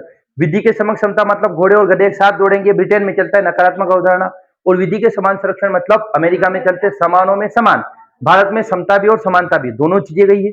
समता और समानता में क्या फर्क है? समता मतलब समानों में समान, समानता मतलब सभी समान। अभी आप सब समान है क्योंकि आप स्टूडेंट ही, और लड़कियां एक है लड़कियां अलग है, तो आप समता है आपने कि लड़कियां अलग है लड़के अलग है, लड़के और लड़कियां अलग समता, और सभी एक समानता। अगली बात समझ में। उसके बाद हम क्या देखे थे? आर्टिकल 15। अच्छा, भारत में एब्सोल्यूट समानता नहीं है ना, परिस्थितियों के अनुसार समानता मिलती है। 15 धर्म, जाति, मूल वंश या लिंग के आधार और जन्म स्थान के आधार पर भेदभाव की, वंश और लिंग जन्म स्थान के आधार पर भेदभाव की समाप्ति। इसमें 6 स्वतंत्रताएं दी गई। पहली के राज्य के खिलाफ मिले हुए 15 क्या है? राज्य के खिलाफ, कि राज्य सरकार किसी भी व्यक्ति के साथ धर्म, जाति, मूल वंश, लिंग या जन्म स्थान के आधार पर भेदभाव नहीं कर सकता। तो फिर क्या कर सकता है? उनके लिए विशेष प्रावधान। फिर हम देखेंगे 15(2) लोगों के खिलाफ, कि लोग कुएं, नल, कूप, जल, इन लोगों पर किसी भी धर्म, जाति, मूल या इस आधारों पर भेदभाव नहीं कर सकता। फिर 15(3) सरकार विशेष प्रावधान बना सकता महिला और बच्चों के लिए। फिर 15(4) राजनीतिक आरक्षण। 15(5) में भी इसी बात की आरक्षण वगैरह की बात की गई है। और अगला देखेंगे हम 16 में है समता या लोक नियोजन में अवसर की समानता या नौकरियों में अवसर की समानता। तो इसमें इसके भी 5-6 दिए गए हैं कि राज्य किसी के साथ भेदभाव नहीं करेगा, लेकिन महिला और बच्चों के लिए जो वंचित वर्गों के लिए कर सकता है। और सबसे इंपॉर्टेंट था 16(4) में आरक्षण का प्रावधान कर सकता है, इसके लेकर। अच्छा, और देश में विशेष वर्ग कौन माना गया है? केवल 2 आधारों पर, कि वंचित वर्ग केवल 2 आधारों पर हो सकते हैं, एक तो शैक्षणिक और सामाजिक, आर्थिक आधार पर नहीं। लेकिन हमने बाद में क्या करा? आर्थिक आधार पर भी लोगों को क्या कर दिया गया है? आरक्षण दे दिया। 2009-19 में 10% आरक्षण दिया, किसको? ईडब्ल्यूएस को। अब हम देखिए 17 अस्पृश्यता का अंत, एंड ऑफ अनटचेबिलिटी या छुआछूत का अंत, कि हम जाति वाति इस आधार पर भेदभाव नहीं करेंगे, है ना। 18 उपाधियों का अंत, उपाधि मतलब राजा धीराज महाराजा फलाना ढिमका ऐसी कोई उपाधि नहीं लेंगे, केवल शैक्षणिक उपाधियां लेंगे। और 19 अब समता समानता खत्म हो गया। अगला आर्टिकल चल गया स्वतंत्रता का अधिकार। 19 में है वाक व अभिव्यक्ति की स्वतंत्रता, और 19 के कितने हिस्से हैं? 6। अब 19 देखो 19 में क्या लिख रहा है? वाक व अभिव्यक्ति। 19(1) में बोलने की स्वतंत्रता, freedom of speech and expression. 19 अच्छा, उस बोलने की स्वतंत्रता में आपको अपने विचार अभिव्यक्ति करते हैं कि स्वतंत्रता है, वीडियो के माध्यम से, ऑडियो के माध्यम से, टेक्स्ट के माध्यम से, किताब के माध्यम से, चित्र के माध्यम से। और प्रेस की स्वतंत्रता भी 19(1) में है। अब 19(2) में शांतिपूर्ण एकत्रित होने की स्वतंत्रता। 19(3) शांतिपूर्ण सभा व समिति बनाने की स्वतंत्रता। 19(4) सब देखो, आप सबसे पहले क्या करा, बोले बोले तो क्या हुआ, लोगों को इकट्ठा करा, इकट्ठा करा तो आपने एक ग्रुप बनाया, ग्रुप बनाने के बाद आप घूमने जाएंगे, घूमने के बाद आप वहां रह जाएंगे, और रहने के बाद आप खाएंगे क्या, तो खाने का जुगाड़ करेंगे। तो 19 में 19(1) बोलने की, 19(2) इकट्ठा होने की, 19(3) सभा समिति बनाने की, 19(4) घूमने की, 19(5) आवागमन की, और सॉरी घूमने की हो गई, 19(5) निवास की, और 19(6) रोजगार की। अब इसमें 19(1) के 6 हिस्से, आर्टिकल 19(1) के 6 हिस्से। अब 19 के फिर जो सब आर्टिकल है, 19(2) में 19(1) ए पे प्रतिबंध लगाया गया, 19(3) में 19(1) बी पर प्रतिबंध लगाया गया, 19(4) में 19(1) सी पर प्रतिबंध लगाया गया, 19(5) में 19(1) डी पर, इसे करके प्रतिबंध लगाए गए। और हम देखेंगे फिर आर्टिकल 20 गिरफ्तारी के दोष सिद्धि के संबंध में संरक्षण। आगे गिरफ्तारी के दोष सिद्धि के संबंध में संरक्षण, ये ना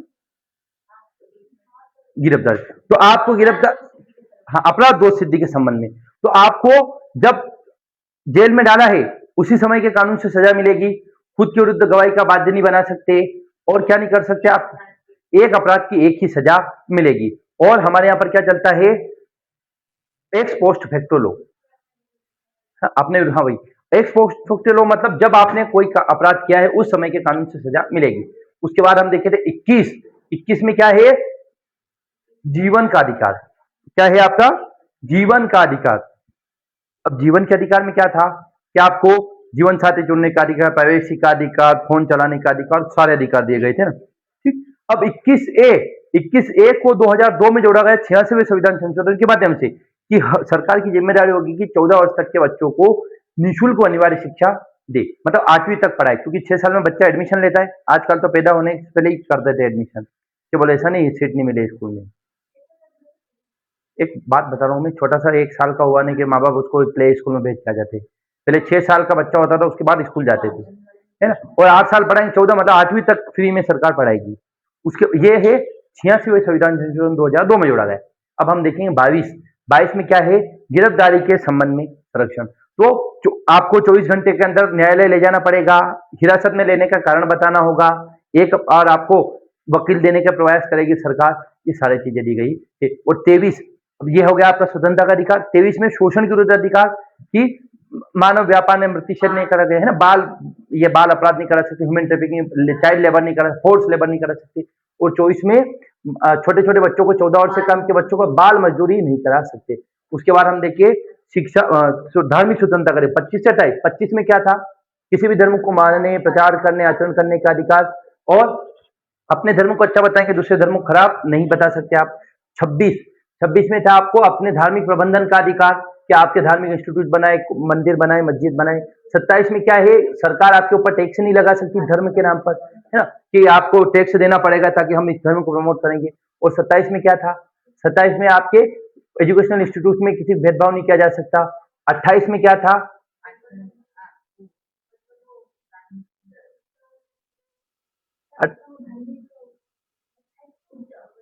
28 में क्या था, 28 देखो यार,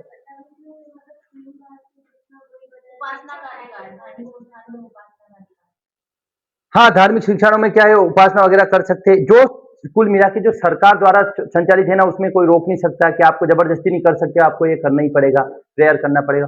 29 और 30, 29 में क्या है, अल्पसंख्यकों के हितों का संरक्षण, और 30 में क्या है, जो अल्प एजुकेशनल इंस्टीट्यूट बना सकते हैं अल्पसंख्यक, और 29 में क्या है, भाषा संस्कृति लिपि के आधार पर आपके साथ अपने प्रोटेक्शन कर सकते हैं। अब हम देखें article 32, very very most IMP. देखो आप भी ऐसे बैठे और ऐसे रिवाइज करें, सबको बैठ के, खोपड़ी खसक जाएगी, ऐसे याद हो गया फिर आपकी पढ़ाई है। तो मैंने कोई ऐसा विशेष पढ़ नहीं रखा है, आपको पढ़ा इसी में याद हो गया, अभी आपको पढ़ाने में याद हुआ है, पहले थोड़ी याद कर रखा था मैंने। आर्टिकल 32, और अब आप, मैंने तो क्या करा, मुझे तो लिखना है नहीं, मैं तो ऑब्जेक्टिव एग्जाम है, ऑब्जेक्टिव आ जाएगा, कंप्लीट काम है, पर आपके तो लिखित एग्जाम है, तो आप लिखो इसको। आपने बिना देखे रखे 5 मिनट लिख दिया, आपको कॉन्फिडेंस आएगा, वाह यार मेरी सही पढ़ाई हो रही यार, फिर आएगा आपको मतलब। तो आप कोशिश करें घर जाके लिखिए, बताना कल का होमवर्क यही है कि पूरे मौलिक अधिकार अभी तक जितने पढ़ा है लिख के लाना, बाकी कुछ मत लिख के लाना, ऐसे परसों लिखना, नंबर कोई नंबर नहीं, पूरे मौलिक अधिकार, और देखना मत बिल्कुल भी बिना देखे, गलती करो कोई बात नहीं, बिना देखे देख लिखने की कोशिश तो करना, कितना याद है आपको, है ना, अपने आप को प्रैक्टिकल कर पाओगे आप, है ना। पूरा जितना याद है उतना लिखिए। अगर आपको 60-70% याद रहेगा मतलब बहुत अच्छी पढ़ाई कर, मैं अच्छा पढ़ा रहा हूँ। नहीं याद रहा मतलब मैं घटिया पढ़ा रहा हूँ, मेरी गलती। आपको याद नहीं रहा मतलब मेरी प्रॉब्लम। क्या आपकी? मेरी गलती बस। संवैधानिक उपचारों का अधिकार, राइट टू कॉन्स्टिट्यूट है। 32 बहुत बड़ा है, 32 कंप्लीट थोड़ा है। 32 तो हम थोड़ा सा एक इंट्रोडक्शन बता देते हैं आपको। अच्छा, अब जो मौलिक अधिकार दिए गए हैं 5, उनको बचाने का, उपचार का मतलब क्या होता है? लट्ठे लेके बैठे रहना, डंडा लगाना। उपचार मतलब आपको इलाज करना। वो सारे मौलिक अधिकार दिए गए, अगर 32 नहीं होगा, सांप है और उसके दांत नहीं है जहर वाले, कोई मतलब नहीं। तो अगर पूरे मौलिक अधिकार ने 32 नहीं, कोई मतलब नहीं। तो 32 सबसे ज्यादा, इसने इसे आर्टिकल 32 को डॉक्टर भीमराव अंबेडकर ने संविधान की आत्मा कहा है। According to doctor Bhimrao Ambedkar, which of the following article consider a soul of the constitution. Bhimrao Ambedkar के अनुसार संविधान की आत्मा कौन सा अनुच्छेद है? 32 अनुच्छेद है। ठीक है, तो देखो आर्टिकल 32 में क्या, 32 को हम आगे बताएंगे डिटेल से, अभी 32 का थोड़ा सा, वो तो उन्होंने कहा था क्या एम नहीं करने।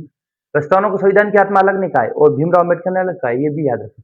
अच्छा, और एक और लिख लो आप, डॉक्टर भीमराव अंबेडकर के अनुसार भारतीय संविधान का सबसे महत्वपूर्ण अधिकारी पद कौन सा है? वेरी मोस्ट आईएमपी लिखिएगा। डॉक्टर भीमराव अंबेडकर जी के अनुसार सीएजी, नियंत्रक व महालेखा परीक्षक। डॉक्टर भीमराव अंबेडकर जी के अनुसार नियंत्रक व महालेखा परीक्षक, मनीष जी उससे कैसे लिख लो, पेन से लिख लो।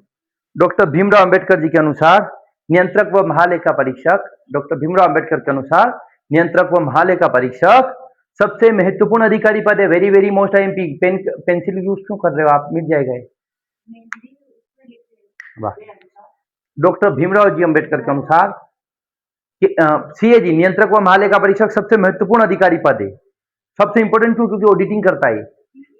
Says controller and auditor general, नियंत्रक व महालेखा परीक्षक आर्टिकल 148 में दिया गया। एमपीपीएससी में क्वेश्चन है 48 से 51, ठीक। क्वेश्चन आया था एमपीपीएससी में 149 में क्या है? हाँ, अरे नहीं, 148 से 151 के बीच सीएजी की बात कही गई है। लेकिन भीमराव अंबेडकर ने किसे कहा है? केवल सीएजी को। सीएजी कौन होता है हम बताएंगे, पूरा आपका टॉपिक है ना ये। हाँ, तो इसका थोड़ा सा आउटलाइन बना देते, उसके बाद आप चले जाना। हाँ, तो संविधान में मूल अधिकारों का कोई महत्व नहीं होगा अगर ये नहीं होगा, क्योंकि ये तो सबसे बैकबोन है, इसके आधार पर ही आप कोर्ट जाते हैं। और भारतीय संविधान का अनुच्छेद 32, संविधान उपचार प्रदान कर देश का प्रयोग अपने मूल अधिकार, कुल मिला के मूल अधिकारों को बचाना है तो आर्टिकल 32 को लगाना पड़ेगा, और आर्टिकल 32 के आधार पर ही फंडामेंटल राइट बच सकते हैं। अब हम देखेंगे 32(1) में क्या लिख रखा है। 32 के भी बहुत सारे हिस्से है ना। 32(1) आर्टिकल 32(1), 32(1) में है सांविधिक उपचारों का अधिकार। क्या है कि नागरिकों को संविधान के भाग 3 द्वारा प्रदत्त अधिकारों को प्रवर्तित कराने के लिए क्या है, समुचित कार्रवाई द्वारा उच्चतम न्यायालय। कुल मिला के सुप्रीम कोर्ट ये गारंटी देता है कि अगर आपके मौलिक अधिकारों को उल्लंघन हो रहा है तो हम बचाने के लिए बैठेंगे, सरकार के ऊपर दबाव हम बनाएंगे, ठीक। और सर्वोच्च न्यायालय मूल अधिकारों की गारंटी देने वाली संस्था है। क्वेश्चन आएगा मूल अधिकारों का संरक्षक कौन है? संसद, राष्ट्रपति, प्रधानमंत्री या सर्वोच्च न्यायालय? तो सर्वोच्च न्यायालय। और ऐसे क्वेश्चन आते हैं, संविधान का संरक्षक या संविधान का इंटरप्रेटर, लिखो आप संविधान का संरक्षक व संविधान का व्याख्याता, सर्वोच्च न्यायालय। वेरी मोस्ट एमपी, संविधान का संरक्षक व संविधान का व्याख्याता, संविधान का संरक्षक व संविधान का व्याख्याता सर्वोच्च न्यायालय है।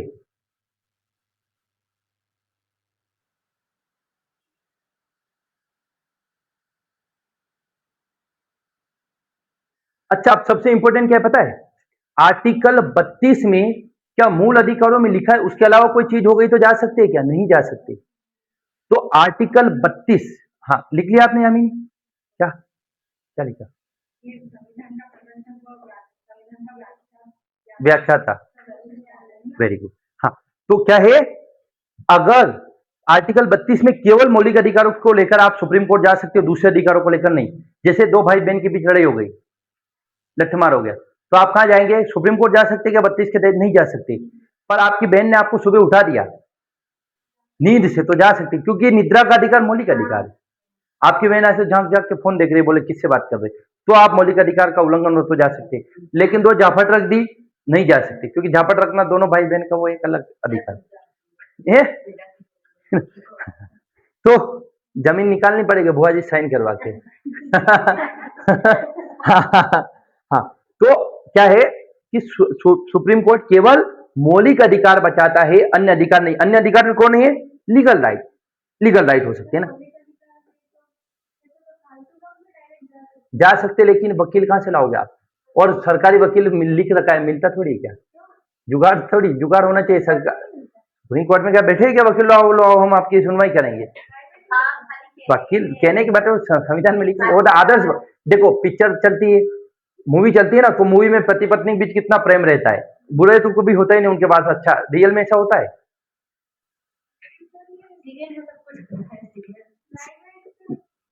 प्राइवेट वकील वगैरह लाने पड़ते, अगर आपकी सुनवाई जल्दी कराना। बाकी सरकारी वकील 6 साल बाद आप मर जाओगे, उसके बाद तो आपके अधिकार सुनेंगे।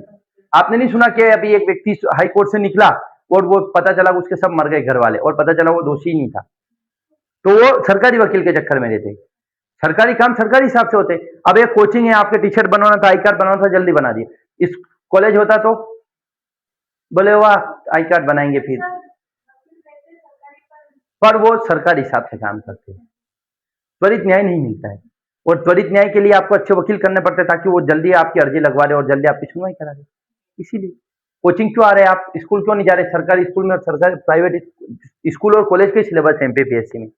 कोचिंग इसलिए आ रहे हैं ना कि यहाँ जल्दी जल्दी पूरा करा दे। कॉलेज में तो हो सकता है 2 क्लास लग जाए आपकी साल में। हमारे पॉलिटिकल साइंस की 1 साल में 1 ही क्लास लगी थी बस, 1 साल में 1 क्लास बीए में। कुछ नहीं, सर प्रिंसिपल थे क्या साल मेरे वहाँ। आपके गांव के थे आंबा के? मैडा है उधर आपके वहाँ? भारत सिंह मैडा नाम है उनका, प्रिंसिपल, पैसे वाले, पत्नी मर गई उनकी, शायद आंबा या उसके आसपास के गांव के ही है। कॉलेज के प्रिंसिपल थे हमारे, वो बहुत मोटे से, इतने मोटे काले से। हाँ, तो 32 में क्या लिख रखा है? 32(1) में कि मौलिक अधिकारों को बचाने के लेकर आप केवल सुप्रीम कोर्ट जा सकते, दूसरे अधिकारों को लेकर नहीं जा सकते, है ना। और 32 में हाँ, न्यायिक पुनरावलोकन का मतलब 32(1) में क्या लिख रखा है कि अगर विधायिका ने कोई ऐसा कानून बना दिया जो मौलिक अधिकारों को उल्लंघन कर रही है, तो उसका ध्यान कौन रख सकती? सर्वोच्च न्यायालय कर सकता है। तो क्या लिख रखा है कि 32(1) न्यायिक पुनरावलोकन का अधिकार प्रदान किया गया यदि सरकार कोई ऐसा कानून बनाती है या कोई ऐसा कार्य करती है जिससे किसी नागरिक के किसी अधिकार का अतिक्रमण होता है, तो सर्वोच्च न्यायालय याचिका दे सकता है। यही बात है कि अगर हमने बताया था ना, आच्छादन का सिद्धांत के खत्म हो जाएगा सरकार का वो नियम उस हद तक जब तक उसने उसका उल्लंघन किया है। मान के चले सरकार ने कानून बनाया कि लोगों को बाहर घूमने की आजादी नहीं है, तो आवागमन की स्वतंत्रता को तो खत्म कर रहा है ना, तो उस आजादी के वाले पार्ट को खत्म कर देंगे उस कानून से। ठीक, अब 32(2) में क्या लिख रखा है? हाँ, 32(2) बस इतना सा पढ़ लो, उसके बाद कल बताएंगे। 32(2) देखो, 32(1) में क्या लिख रखा है? बहुत सारी चीजें लिख रखी है। 32(1) में क्या क्या चीजें लिख रखी है बताओ आप? कि फंडामेंटल राइट को बचा सकते हैं, लीगल राइट को नहीं बचा सकते, सुप्रीम कोर्ट जा सकते हैं, और सुप्रीम कोर्ट संरक्षक होता है इसका। आपका ये न्यायिक पुनरावलोकन का अधिकार दिया गया है। ये सारी चीजें कहां लिखी गई? 32(1) और 32(2) में है आपका 5 प्रकार की रीट जारी करेगा। 5 प्रकार की रीट हम कल देखेंगे। सुप्रीम कोर्ट को 5 प्रकार की रीट जारी करने का अधिकार है। क्या है? सर्वोच्च न्यायालय इशू 5 टाइप्स ऑफ रीट। क्या लिख रखा है? आदेश, रीट। क्या लिख रखा है इसके तहत? हाँ, वो 5 प्रकार की। इसके तहत मूल अधिकारों को लागू करने के लिए सर्वोच्च न्यायालय डायरेक्शन या ऑर्डर, निर्देश या आदेश। ऑर्डर जैसे पे बोले ऑर्डर ये करके लाओ, पानी टंकी भर के, ये ऑर्डर। या निर्देश बोले यार ले आओ यार, या क्या निर्देश दिया कि कल से आप समय से आएंगे, ये निर्देश। आदेश मतलब ये करना ही है। तो सुप्रीम कोर्ट क्या देगा आपको? आदेश और निर्देश, ऑर्डर और डायरेक्शन दे सकता। हाँ, तभी तो देगा मौलिक अधिकारों को लेकर। जैसे अभी सोनम वांगचुक सुना, उनको जेल में बंद कर दिया, तो उनकी पत्नी ने बंदी प्रत्यक्षीकरण का रीट लगाई। बंदी प्रत्यक्षीकरण के आधार पर गए, बोले मेरे पति को बंद कर रखा, लाया ही नहीं। तो सुप्रीम कोर्ट ने बंदी प्रत्यक्षीकरण की रीट जारी करी कि बोले भैया बताओ बंदी क्यों बना रखा उस व्यक्ति को, सर शरीर लाओ, है। तो 5 प्रकार की रीट जारी कर सकता है सुप्रीम कोर्ट। आर्टिकल 32 और 32 के भी स्पेशल आर्टिकल 32 तो क्वेश्चन आया, रीट जारी करते हैं 32 32(1), 32(2) और 226। 32(2) लिखा ना कि 32(2) में सर्वोच्च न्यायालय तथा 226 में उच्च न्यायालय 5 प्रकार की रीट जारी कर सकता है। उन पांचों रीटों का नाम है बंदी प्रत्यक्षकरण, परमादेश, प्रतिषेध, उत्प्रेषण और अधिकार प्रत्यालेख, जो कि हम पढ़ेंगे कल। ये मौलिक अधिकार आपके खत्म हो जाएंगे कल। कल इससे रिलेटेड केस भी देख लेंगे, रीड भी देख लेंगे, इसके एग्जाम्पल भी देख लेंगे और एक बार वापस से रिवाइज करा देंगे मौलिक अधिकार। 10 दिन लग गए होंगे मुझे लगता है मौलिक अधिकारों में, क्योंकि ज्यादा दिन हो गए, कम से कम 8-9 दिन हो गए। 9 क्लास हो गई मौलिक अधिकार, कल गिनी मैंने मौलिक अधिकार को 9 क्लास हो तो है इतने बड़े ना, कितने क्वेश्चन आएंगे इससे। मौलिक अधिकार से बहुत क्वेश्चन आते हैं, बहुत क्वेश्चन आते हैं, हर एग्जाम में आते हैं। और मौलिक अधिकार तो यार बेसिक चीजें हैं। तो ये बंद कर दो उसको, कितनी देर का बन गया वीडियो।